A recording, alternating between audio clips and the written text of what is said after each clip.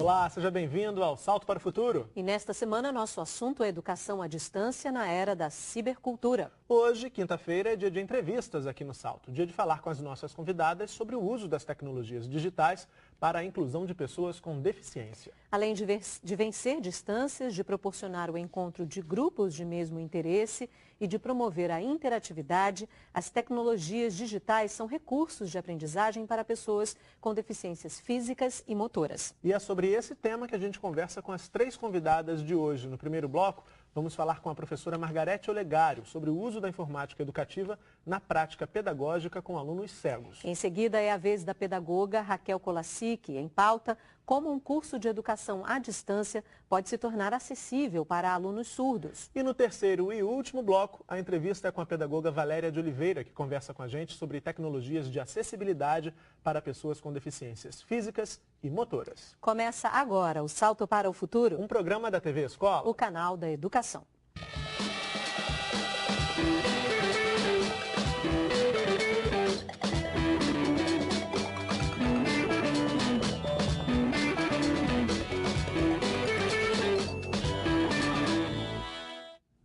No dia 17 de setembro de 1854, era inaugurado pelo imperador Dom Pedro II o Imperial Instituto de Meninos Cegos. Em 1891, após a proclamação da República, a instituição mudou de nome. Passou a se chamar Instituto Benjamin Constant. Hoje o Instituto é referência quando o assunto é deficiência visual. E a nossa primeira entrevistada de hoje tem uma relação bem próxima com a instituição. Ela foi aluna e hoje é professora do primeiro ano do ensino fundamental do Instituto Benjamin Constant. Margarete Olegário também é coordenadora do setor de informática educativa do Benjamin Constant. E fala agora com a gente sobre o uso da informática na prática pedagógica com alunos com deficiência visual. Margarete, muito obrigado pela sua presença, um prazer recebê-la aqui no Salto para o Futuro de hoje. E a gente começa a conversa querendo saber exatamente como é que a cibercultura faz parte desse seu trabalho que a gente acabou de descrever aqui brevemente na abertura do programa. Nós lá no Instituto, procuramos trabalhar os recursos disponíveis para o deficiente visual, Só que primeiramente nós mostramos para essa pessoa deficiente como é o computador e aí ele vai aprendendo gradativamente, conhecendo o teclado e logo em seguida conhecendo o programa DOSVox, aprendendo a digitar. Daí já começa essa comunicação através da digitação, depois começa com o uso da internet, também utilizando o sistema DOSVox. O DOSVox é bom a gente deixar claro para quem está nos assistindo, é um software que permite a leitura da tela, é isso? Ele é um software com vários aplicativos, que permite a leitura de e-mails, de sites, permite a digitação de textos, também possui alguns jogos educativos, alguns jogos somente para entretenimento, que nós também trabalhamos em nossas aulas. Agora, a gente falou que você é coordenadora de informática educativa do Instituto, além, claro, de ser professora do primeiro ano do ensino fundamental. Como é seu trabalho com a informática educativa, com os outros professores? Como é que vocês discutem a cibercultura nesse trabalho? Nós fazemos um trabalho de aproximação do que o aluno está vendo em sala de aula, com o que ele vai ver na informática. Então, nós buscamos que esse aluno aplique a informática ao seu dia a dia. E isso, um tempo, ele vai utilizando em sua casa ou em lan houses, as redes sociais, vai entrando em contato com outras pessoas, vai fazendo pesquisas.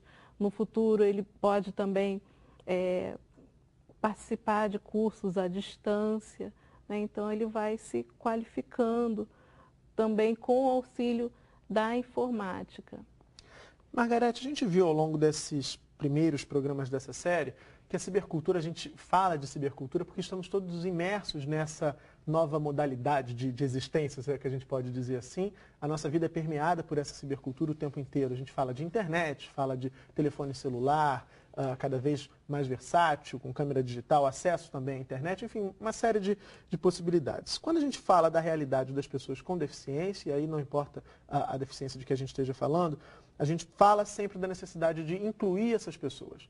Quando a gente analisa a inclusão das pessoas com deficiência imersas nessa cibercultura, essa necessidade de inclusão é ainda maior? Estou te perguntando isso porque a gente acessa sites, por exemplo, cotidianamente, no nosso trabalho, todo mundo, e a gente não percebe, pelo menos não no primeiro momento, uma preocupação com o público que tenha algum tipo de necessidade especial, que tenha algum tipo de deficiência. Essa necessidade de inclusão ainda é maior quando a gente pensa nessa relação?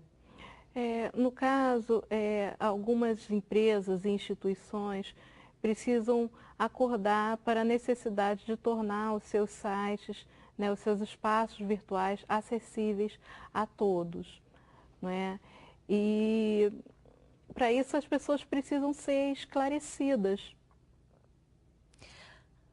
Agora, Margarete, pensando nisso que você está falando de esclarecimento, a gente sabe que no trabalho que vocês desenvolvem lá no Benjamin Constant, vocês trabalham com softwares gratuitos, né? Um que você já comentou, que é o DOSVox, e o outro é o NVDA, não é isso? É uma tecnologia assistiva, a gente pode dizer que sim, né? Como é que é esse NVDA? Tanto o DOSVox quanto o NVDA são tecnologias assistivas, né, para o uso do deficiente visual, sendo o DOSVox um programa com aplicativos específicos e o NVDA um leitor de tela do Windows e do pacote Office. Quer dizer, ele funciona, transcrevendo não seria o melhor termo, mas assim, traduzindo o que a tela está mostrando para que o aluno, a pessoa com deficiência visual, possa então interagir com a máquina, enfim, cumprir seus afazeres ali diante do computador, é isso? No caso ele funciona transformando em som o que aparece na tela. E que outras tecnologias assistivas a gente podem ser utilizadas nesse processo de aprendizagem? A gente, antes de começar o programa, você citava algumas que não estão no Instituto, mas que você sabe que outras instituições podem utilizar. Também temos outros leitores de tela, né, que é o que é o JAWS, né, e Windows Ace, Virtual Vision, e temos também ampliadores de tela, né, o mais conhecido é o Magic. O que fazem essas tecnologias? No caso, o Windows Ace, o JAWS, eles são leitores de tela, tanto quanto o NVDA. O Magic, ele já atende a pessoas que possuem problemas de baixa visão, né? Pessoas que não enxergam muito bem, têm alguma dificuldade visual, né? Que podem ser causadas por vários fatores, né? E podem ter vários graus de baixa visão, né? Então, o Magic, ele auxilia principalmente ampliando a tela do computador. Agora, Margarete, pelo que você está descrevendo, a gente nota que as tecnologias têm avançado bastante para garantir essa possibilidade de inclusão das pessoas com deficiência visual especificamente. Qual é o maior desafio desse trabalho, então, quando a gente pensa na informática educativa? Você diria que é a formação do professor? Qual é o maior desafio para que esse trabalho possa seguir em frente? O maior desafio... na verdade, não existe um maior desafio, existem hoje desafios, né, que é a formação do professor para poder qualificar esse aluno, né, esse aluno cego ou de baixa visão se apropriar dessas tecnologias, né, e o desafio também é ele ter acesso a essas tecnologias, né, conseguir fazer cursos à distância, conseguir utilizar em casa ou em lan house ou na casa de amigos. Essas tecnologias são caras, Margarete? Porque você falou já, é a segunda vez que você fala de lan house. A gente sabe que, sobretudo aqui no Rio de Janeiro, as lan houses são um fenômeno, responsáveis, inclusive, por muito do que a gente pode dizer da democratização do acesso à internet, por exemplo, aqui no estado do Rio de Janeiro. Essas tecnologias, elas são baratas, elas são de fácil aquisição ou não? No caso, o NVDA e o JAWS, NVDA e o DOSVox são gratuitos, mas o JAWS, o Magic, o Virtual Vision são tecnologias que são compradas, né, e realmente não são muito acessíveis em termos de preço, né. Dentre essas, a mais acessível, né, em termos de preço é o Virtual Vision. Nessa série a gente ouviu, Margarete, vários entrevistados falarem que os ambientes virtuais de aprendizagem fazem parte do processo, né, de aprendizagem, obviamente, são importantes nesse processo, mas que não é possível acreditar só às tecnologias de informação e da comunicação, a esses ambientes virtuais, o sucesso de um processo de ensino-aprendizagem, né? Como é o seu processo para escolher, fazer pesquisas, para apresentar, né, alguns ambientes para os seus alunos e também para os próprios seus pares lá, como você é coordenadora de informática, né, certamente você leva algumas sugestões de atividades, enfim, sites, ambientes a serem visitados. Como é que é o seu processo de planejamento? Você até contava aqui antes de começar que faz um planejamento para desenvolver o seu trabalho. Exato. No caso, eu procuro apresentar ou sugerir para a instrutora que trabalha também comigo, com outras turmas, né, sites que sejam acessíveis. Mas a acessibilidade é um primeiro critério, né? Sim, com os programas que nós utilizamos, tá? Porque não adianta ele saber que tem um site onde ele pode encontrar um determinado conteúdo sobre história ou sobre geografia, enfim, né, sobre qualquer outra matéria, se esse site ele não consegue ler, né? E eu estou sempre buscando, né, associar o que ele aprende em sala de aula com a informática, né? Uma situação complementando a outra, né? Para ele sentir que há uma razão de ser, que a informática não está assim como algo estanque.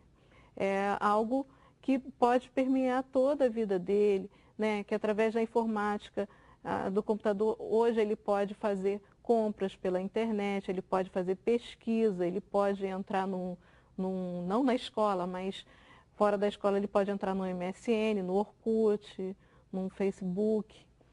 Então, mostrar essas possibilidades para esses estudantes. Agora, pensando em tudo isso que a gente conversou, o que você diria, o que caracterizaria um bom ambiente virtual de aprendizagem, né? A gente está falando para professores do país inteiro, pensando especificamente nesse trabalho com alunos cegos ou de baixa visão. O que caracterizaria um bom ambiente virtual de aprendizagem, Margarete? Um bom ambiente de aprendizagem virtual precisa, com certeza, ter um bom conteúdo, né, do que se proponha a ensinar, mas também ser acessível a todos, ao deficiente visual, ao deficiente auditivo, né, que esse deficiente consiga ler e interagir nesse ambiente, né, que ele consiga interagir não só na qualidade de estudante, mas também na qualidade de tutor, né? Porque esses ambientes virtuais podem se tornar geração de emprego para deficientes. Tá certo. Margarete, muito obrigada por essa entrevista hoje aqui no Salto para o Futuro. Obrigado, Margarete. No próximo bloco, a conversa é com a professora Raquel Colassic. O tema da entrevista é a acessibilidade de cursos de educação à distância para alunos surdos. A gente volta já com o Salto para o Futuro.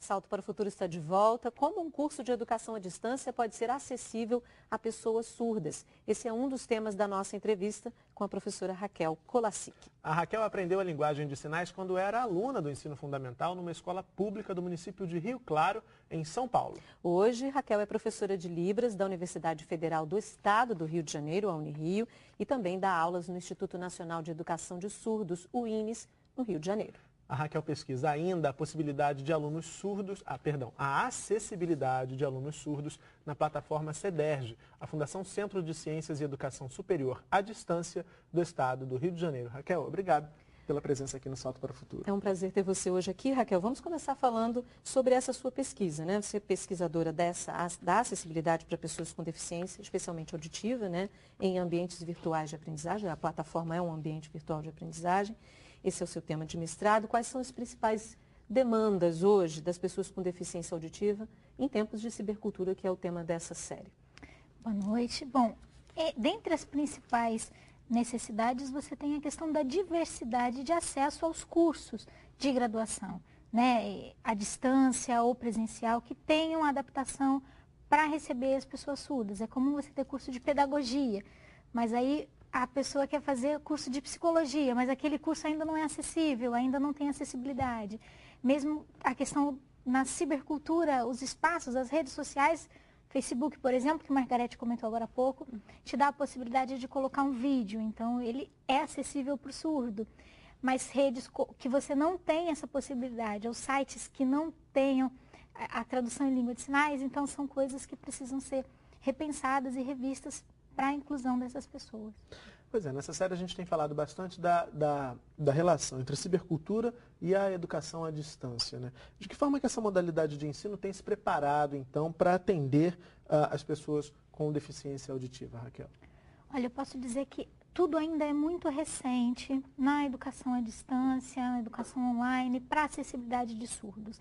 Então, na maioria dos casos, quando o curso diz que ele é acessível, ele se preocupou em gravar a videoaula, grande parte do material didático é feito com videoaula, e é legendado essa videoaula. E acredita-se, né, que resolvi o problema porque eu coloquei uma legenda. E a legenda nem sempre atende à demanda do surdo, porque você tem sempre que lembrar que a questão da surdez é uma questão linguística. Então, quando eu vou ler aquela legenda, é como se, para nós, falantes da língua portuguesa, nós estivéssemos lendo em inglês ou em alemão. A dificuldade é de vocabulário, é de leitura, é de frase mesmo. Então, quando eu tenho acesso a esse aprendizado na minha primeira língua, no meu caso a língua portuguesa, no caso dos surdos a língua de sinais, eu garanto um aprendizado maior, né, do que se eu coloco apenas a legenda. Então, hoje a preocupação, ela esbarra muito nisso. Eu fiz um vídeo acessível porque eu coloquei uma legenda. Quando coloca a língua de sinais, coloca naquela janelinha pequenininha do intérprete e que nem sempre visualmente aquilo é acessível, porque é muito pequeno e o ideal seria que isso pudesse ser ampliado. Então, você está aí apontando alguns desafios. O primeiro é incluir a língua de sinais nos materiais, nos recursos audiovisuais que estão, a grande maioria dos cursos de educação à distância usa muito recurso, como você Sim. apontou, né? Recurso audiovisual. Então, o primeiro desafio é incluir a língua de sinais. Isso. E o outro é como incluir, né? Exatamente. O que você sugeriria? Aquela em que o intérprete está ao lado do que está sendo dito, ou de um apresentador, por exemplo? Porque na televisão, por exemplo, a gente está nesse plano ali aberto. Vai pedir para o Toledo deixar lá, no mais geral. O que a gente vê... Toledo é o nosso diretor de imagem, para quem não acompanha, um abraço para o Toledo. Para quem está acostumado a assistir televisão, o que a gente vê comumente é uma janelinha, um quadradinho no canto da tela, pequenininho. Pequenininho, que às vezes você mal visualiza, né? Isso não seria suficiente. Dificulta a visão. Dificulta, porque se você está acessando um programa, então eu estou assistindo um programa televisivo, está pequenininho, se eu perdi alguma informação, isso pode passar, eu consigo essa informação no outro momento, ou é um vídeo que eu posso parar, de repente, e ver novamente. Mas se eu estou estudando, se eu estou tentando aprofundar o meu aprendizado, então é o desafio de aprender, e aí você não se depara só com o desafio de aprender, você se depara com o desafio de aprender, de entender essa outra língua e de ver ali pequenininho. Então, isso não é o ideal. O ideal que a gente diz e defende é que você tenha possibilidade de ampliar essa janela. Então, esse material teria como se fosse um hiperlink mesmo. Eu quero só a janela de tradução. Eu amplio aquilo, visualizo sem maiores problemas, e quando não quero mais aquele recurso, minimizo a tela e sem problemas, né? Seria mais ou menos por aí. Agora, o que é um ambiente? Você já apontou aí uma característica de um bom ambiente virtual de aprendizagem, né? Além disso, o que um ambiente virtual de aprendizagem precisa ter para atender as necessidades, especialmente das pessoas com deficiência auditiva? Eu acho que o ponto principal para o surdo é a questão da língua mesmo, né? A Margarete falou da questão do leitor de tela. Então, quando você usa um programa para ler a tela, você precisa de uma programação adequada, na formatação de programação mesmo. Para o surdo, isso não seria tanto necessário. O ideal é que você tenha a possibilidade de tradução daquela aula ou de uma explicação de um texto. Então, o professor coloca lá um texto para os alunos lerem. Alguns conceitos novos, principais. O ideal é que esse aluno tivesse acesso a essa explicação em língua de sinais, como um apoio para a leitura em língua portuguesa. De novo, o exemplo, né? Se eu estivesse lendo um texto em inglês, o apoio do dicionário, e às vezes de tirar dúvida, poxa, mas a tradução dessa palavra, como se encaixaria melhor, como poderia ser feita? E aí, num curso à distância, a importância para o surdo, principalmente, seria a língua de sinais. Outra questão é a presença do intérprete nos encontros presenciais. Os cursos costumam ter, né? Então, é importante que você tenha um tutor que possa responder as dúvidas desse aluno surdo, que tenha como atendê-lo. Então, eu chego com a minha dúvida em língua de sinais. É importante que alguém possa entender a minha dúvida e responder também na minha língua. Você já apontou que no que diz respeito aos materiais didáticos, a janelinha ali da inclusão ainda é um desafio. E no que diz respeito à presença desse tradutor, do intérprete nos encontros presenciais desses cursos, a gente tem avançado nesse sentido ou ainda precisa caminhar mais? Ainda precisa caminhar muito mais, né? Infelizmente, a gente ainda tem aquela situação de o surdo entrou no curso, não tem intérprete, aí ele vai brigar por uma coisa que é direito dele. Aí tem que correr atrás de fazer ação na justiça, por favor, eu tenho direito a isso, alguém tem que ser responsável, e aí o curso não quer bancar o intérprete, então você contrate. Então, são questões que ainda hoje são desafios grandes quando a gente fala de educação para surdos. Agora, quando a gente está pensando nas soluções para que essas demandas, que são legítimas, claro, são direitos desses cidadãos, desses alunos com deficiência auditiva, sejam atendidos no que diz respeito à educação online e à educação à distância. Agora, quando a gente pensa no panorama da formação de profissionais desses tradutores, desses intérpretes, a gente tem boas notícias para dizer, quer dizer, o Brasil está formando mais pessoas habilitadas a utilizar a língua brasileira de sinais para fazer, inclusive, esse trabalho? Essas pessoas estão aparecendo, né? Você até tinha um número de intérpretes, de pessoas que aprendiam língua de sinais, grande parte são filhos de surdos que nasceram ouvintes e aprenderam língua de sinais e foram caminhar para a área da tradução. E hoje, depois do reconhecimento da língua, a regulamentação pelo decreto, então a inclusão como disciplina nos cursos de licenciatura, a formação de professores, agora a nova legislação que reconhece a profissão do intérprete de língua de sinais. Então, isso começa a abrir portas para que esses intérpretes comecem a se mostrar, então se revelar e ampliar a sua formação também. Porque um outro desafio eu sou um intérprete, tenho formação em pedagogia, por exemplo, e aí sou contratado para traduzir um curso de licenciatura em química. Então, eu não domino aquela área, então a gente precisa de profissionais que não só saibam a língua de sinais, mas que também tenham essa formação diversificada para poder traduzir, interpretar com mais propriedade nas áreas em que forem demandados. Então, ainda é muito incipiente, né? Estamos começando, é uma trajetória, ainda temos muito que conquistar nessa área também. Agora, Raquel, a gente falava com a Margarete também dos ambientes, dos espaços virtuais na web, né? Que qualquer pessoa pode circular e muitas das pessoas com deficiência ainda não têm essa acessibilidade garantida, né? A gente teve numa série aqui, também acho que, se não me engano, sobre cultura digital, em que havia um desenvolvedor, uma pessoa que pensava exatamente como desenvolver sites e ambientes com essas especificidades. Como é que você acredita, você falou aí, o Facebook em algum momento não dá a possibilidade que as pessoas com deficiência auditiva possam acessar um determinado vídeo, um determinado material. Como é que anda essa questão para você? Você acha que a gente já está avançando nisso? Isso é um caminho que daqui a pouco esses ambientes, as redes sociais de um modo geral, vão pensar nessa questão? Isso vai ser possível? Eu acho que os surdos conseguiram pensar a rede social e adaptar a rede social. Então, por exemplo, o Facebook, ele não foi pensado para um surdo. Sim. Mas o surdo vai lá, faz a filmagem dele, então a gente tem uma mobilização acontecendo. A pessoa dá a opinião dela em língua de sinais, filma, coloca o link para o YouTube, pelo Facebook, divulga. Quer dizer, esses vídeos viraram uma ferramenta pensada pelos próprios surdos para essa inclusão. Sim, eles se incluíram numa rede social que inicialmente não tinha sido pensada para eles.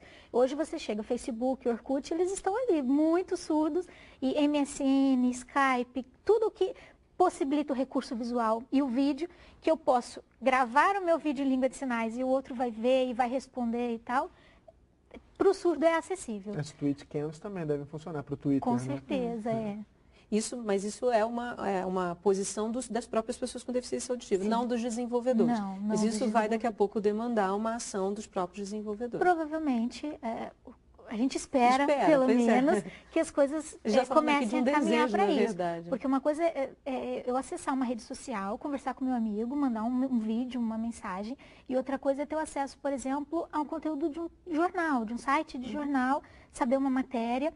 E aí você tem, de novo, o desafio da leitura em língua portuguesa, e aí você tem surdos que têm baixa escolarização, como a população de um modo geral, você sempre tem pessoas com mais escolarização e menos escolarização, isso também acontece no meio dos surdos, aqueles que não leem muito bem, aqueles que leem bem, mas que em determinada matéria vai ter alguma dificuldade de conteúdo, dificuldade de compreensão.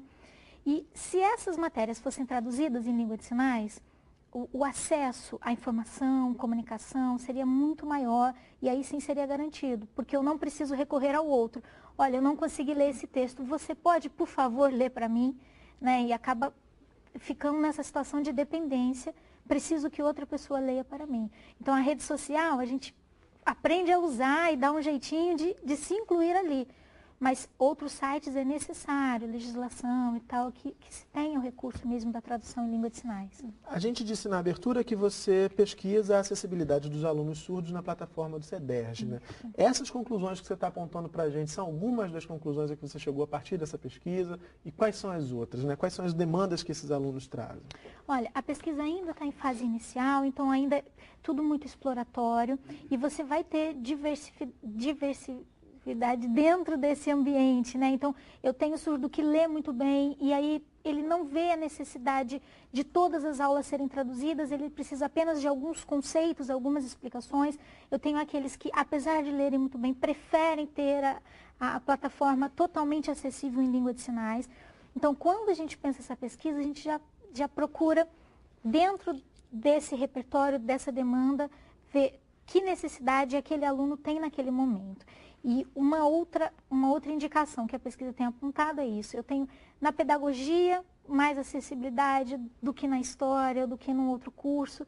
E isso não é interessante, porque o surdo tem que ter possibilidade de escolha. Eu quero escolher aquele curso e aquele curso então vai ter que se adequar e vai ter que se tornar acessível para o surdo. Quer dizer, o que você está dizendo para a gente é que parece que a inclusão virou uma bandeira só da área da educação. Quando a gente pensa nos cursos de formação, nas graduações. Quer dizer, só a área da educação deve discutir a inclusão. Você está apontando que esse é um problema, uma visão equivocada e claro que essa necessidade precisa ser mudada. É isso mesmo? Então? Sim, a necessidade precisa, porque quando você coloca a língua de sinais, por exemplo, disciplina no curso de formação de professores, e hoje o Instituto Nacional de Educação de Surdos, o INES, ele tem um curso superior bilíngue, que é pedagogia. É uma vitória muito grande, é uma conquista muito grande, mas ainda assim é um curso só. Então, na educação, a gente discute muito a questão da inclusão, a questão da acessibilidade, e acaba que as outras áreas vão ficando meio de lado, né? Acabam sendo... Para não dizer para trás, né, Raquel? Você está falando aí de alguns desafios do ponto de vista educacionais, claro, né? A graduação, de uma certa forma, no Brasil ainda precisa olhar, né? As várias áreas, né? Precisam olhar para essa questão. Mas de que forma a cibercultura tem, aí a gente está falando de cibercultura num campo maior, tem contribuído para a inclusão das pessoas com deficiência, para a gente poder encerrar esse bate-papo? Eu acho que até para a própria inclusão na informação, né? Quando eu posso acessar um colega, mandar um vídeo para ele, eu posso procurar uma informação, eu posso conhecer a língua de sinais de outro país por meio da internet, eu posso conhecer outras pessoas.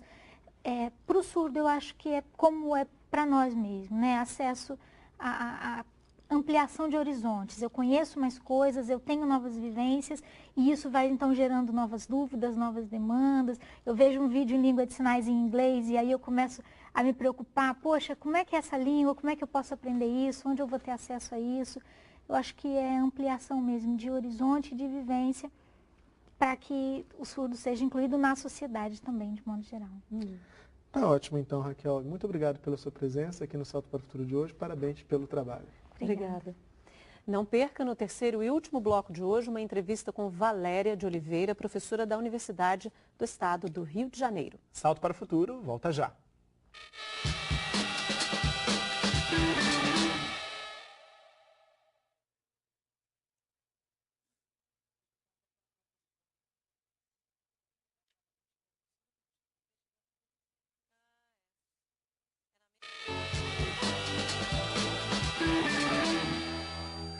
Estamos de volta com o Salto para o Futuro, neste que é o terceiro e último bloco da edição de hoje. No mês de abril, um programa de extensão da Universidade do Estado do Rio de Janeiro completou 23 anos de criação. É o Rompendo Barreiras, que desenvolve diversos projetos voltados para a acessibilidade e inclusão. Entre esses projetos está a Audioteca, que realiza a gravação em voz de conteúdos de livros e outros materiais escritos para alunos cegos ou de baixa visão. E para falar mais sobre essas e outras atividades do Rompendo Barreiras, convidamos a coordenadora do programa, Valéria de Oliveira. Valéria, muito obrigada pela sua presença aqui hoje no Salto. Então, Valéria, conta pra gente qual é o objetivo do Rompendo Barreiras, esse programa que acaba de completar 23 anos de existência, que você contava pra gente durante o intervalo que Margarete, a primeira entrevistada do Salto para o Futuro de hoje, participou como aluna do Rompendo Barreiras. Né? Sim, a Margarete ela foi uma usuária ativa do Rompendo Barreiras e o objetivo do Rompendo Barreiras é incluir socialmente e também na área da educação a pessoa com deficiência, né? Então, o Rompendo Barreiras ele atende a qualquer pessoa com deficiência. A Margarete foi um desses usuários. Ela se preparou no Rompendo Barreiras para fazer o vestibular. Ingressando na UERJ, ela foi aluna da UERJ também, fez pedagogia e foi usuária enquanto aluna da UERJ e continua no Rompendo Barreiras. Porque o Rompendo Barreiras é um programa que ele atende não somente os alunos da UERJ, de todos os cursos, não somente da Faculdade de Pedagogia, como também pessoas da comunidade. Basta que ela tenha deficiência. Ou seja, um profissional que queira atender a pessoa com deficiência. Porque nós também promovemos cursos para essas pessoas, por exemplo, o curso de Braille, para pessoas que trabalham com cegos.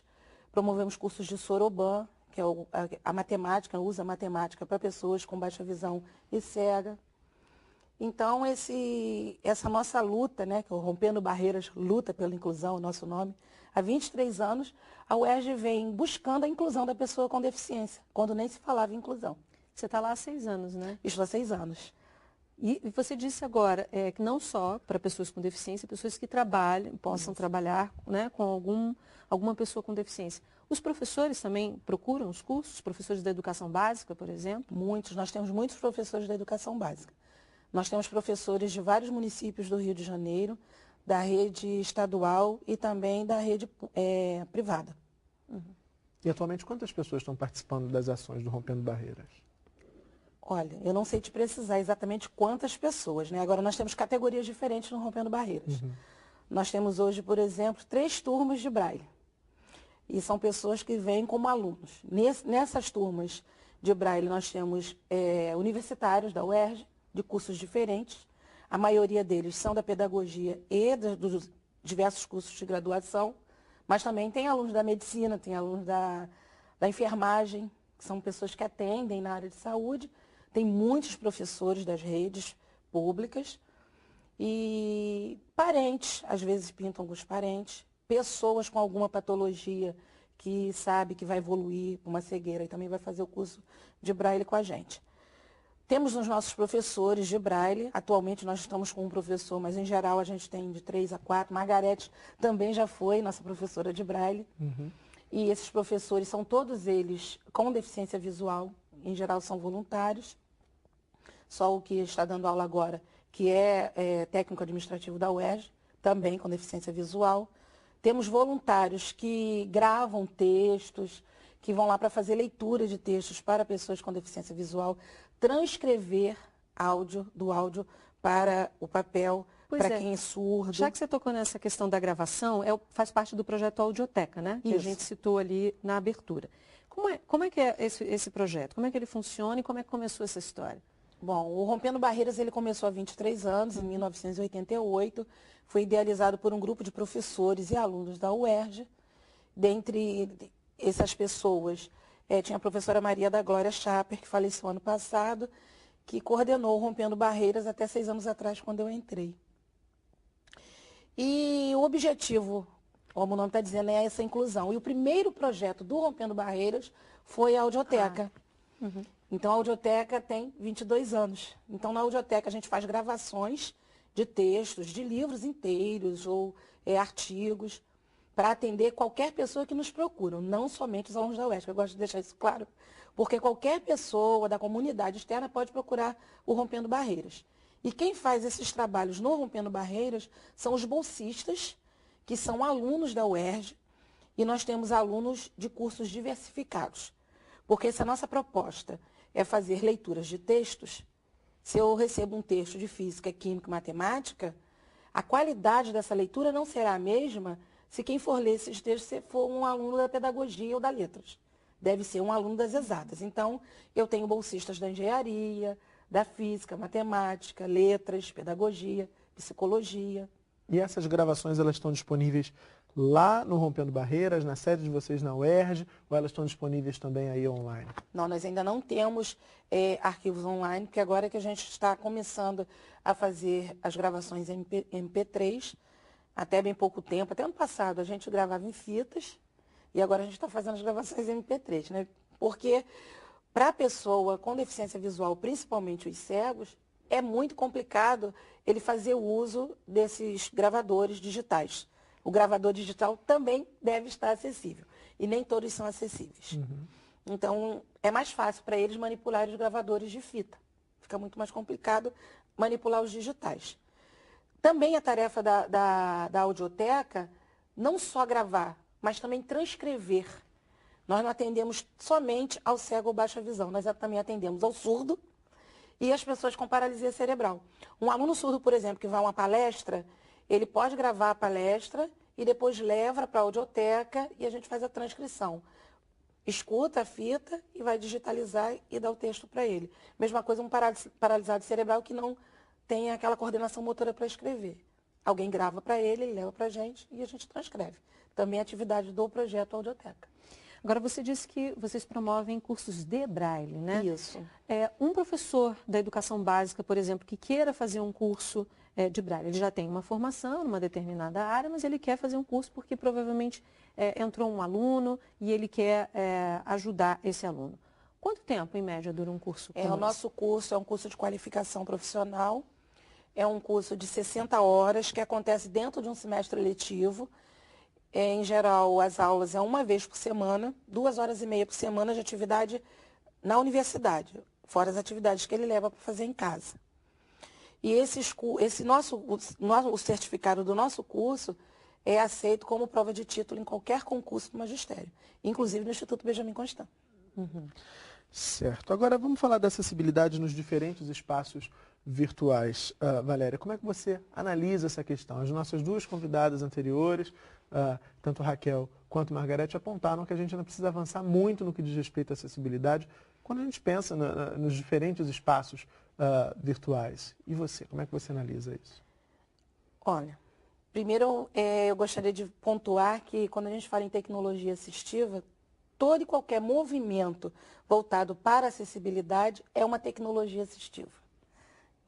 Agora, as tecnologias voltadas para a cibercultura, para as questões de acesso às redes sociais, principalmente de ensino, aí sim, que é o nosso foco, ainda está, como a Raquel falou, ainda está muito incipiente, está começando agora e os programas estão aí, mas quem pensa esses espaços não pensa como um espaço para todos, porque não inclui a pessoa com deficiência nesse todo.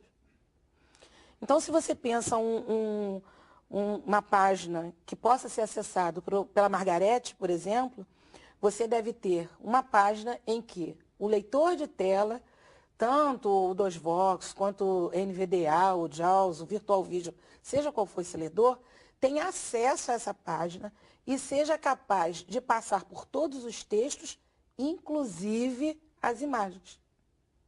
Porque uma coisa que as pessoas às vezes não pensam, a minha página é acessível. Você passa lá com o leitor de tela e lê todos os textos. E as imagens? Essas imagens também devem ser lidas por essa pessoa com deficiência visual. Se ela está lá na página, não é por um acaso, ela tem a sua função. Então, se ela está na página, ela deve ter um arquivo oculto que descreva essa imagem para que o leitor de tela possa ler essa descrição. Ou seja, muitos desenvolvedores de sites, por exemplo, não têm pensado nessas questões. Você coloca lá que é acessível, mas às vezes porque é acessível para uma pessoa de baixa visão, porque você pode aumentar um pouco a letra, mas essas questões não são pensadas. Exatamente. Enfim, a gente está pensando aqui, vamos pensar em espaços educacionais. Um museu, por exemplo, que queira se tornar ter um site que se torne de fato acessível para todo mundo. Porque a gente tem vários museus virtuais. Então, esse museu virtual, ele deve ter N recursos que possa ser acessível para todos. Então, ampliar o texto para quem tem baixa visão. Dar um contraste na sua página. A página deve oferecer cores diferentes. Porque o que é acessível para mim pode não ser acessível para ele. Ele pode não ter a mesma facilidade de ler um conjunto de cores, letras e fundo, pode ser acessível para um, ser acessível para o outro. Então, ele deve pensar também nesse fundo. E as imagens. Um museu, sem a leitura das imagens, não é uma página virtual acessível. Então, se eu tenho lá uma obra de arte, eu tenho que ter descrição daquela obra de arte. Se é uma escultura, se é uma tela em óleo, como é que é, quais são as cores, qual a disposição, qual o enquadramento desta obra. E isso tudo é uma técnica que é feita por alguém que vai lá e faz a leitura daquela obra. Isso é transformado em texto e o leitor de tela, quando passa por ali, ele vai passar no texto que está oculto. Um leitor de tela como, por exemplo, o NVDA. O NVDA. Tá. Como o JAWS, o Virtual Vision, o leitor de tela que o deficiente visual estiver utilizando. Agora, Valéria, te ouvindo falar aqui, isso é uma demanda, uma necessidade nossa do Brasil. Essa realidade já existe, já está posta lá fora, nos outros países mais desenvolvidos, se a gente for pensar assim, inclusive do ponto de vista da tecnologia, né? Ou não? Ou é o mundo inteiro ainda correndo atrás desse prejuízo, desse atraso de se pensar a questão da necessidade da inclusão das pessoas com deficiência? Há diferença, sim. Na Europa, nós temos mais ações concretizadas do que aqui no Brasil. O NVDA, por exemplo, é uma tecnologia de fora, ele não é nossa. Ela não é nossa. Ele não é um leitor de tela nosso. Né? O que a gente tem aqui no Brasil é o 2Vox, que foi desenvolvido na UFRJ. O NVDA ele já veio de fora. E não só a gente está falando aqui, a gente está falando de cegos e surdos, baixa visão, pessoas com baixa visão que são deficientes sensoriais. E a gente nem tocou no assunto da questão do deficiente físico, por exemplo. Pois é. Quais são as demandas Né? que você imagina? Porque nós temos, por exemplo, pessoas com deficiência física, que são as paralisados cerebrais, por exemplo, que não falam. Como dar acesso a essas pessoas? Existem ferramentas para isso. Existem programas. Tem um programa Escrevendo com Símbolos, que você vai dar acesso ao meio, né? Virtual, inclusive, através desses programas. Tem o BirdMake, que é um outro programa que trabalha com imagens, para quem não fala. Então, através das imagens, essa pessoa vai se colocando. Tem periféricos diferentes, acessíveis, mouses, teclados diferentes.